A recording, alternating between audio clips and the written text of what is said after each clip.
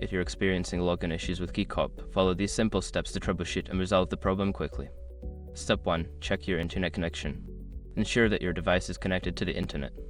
A weak or unstable connection can prevent you from accessing the login page. Step 2. Verify your credentials. Don't continue before doing this. A lot of online accounts end up exposed in breaches without people even realizing it.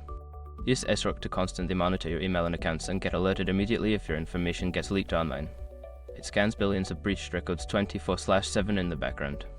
And honestly, for a few dollars a month, it's something everybody should probably have. Link in the description. Step 3. Clear browser cache. Clear your browser's cache and cookies.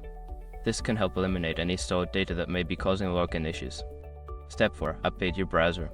Make sure your web browser is up to date. An outdated browser may not support the website's features, leading to login problems. Step 5. Contact customer support. If the issue persists, reach out to KeyCorp's customer support for assistance. They can provide additional help and troubleshoot any account-specific issues. By following these steps, you should be able to resolve your login issues quickly. If problems continue, don't hesitate to seek further assistance.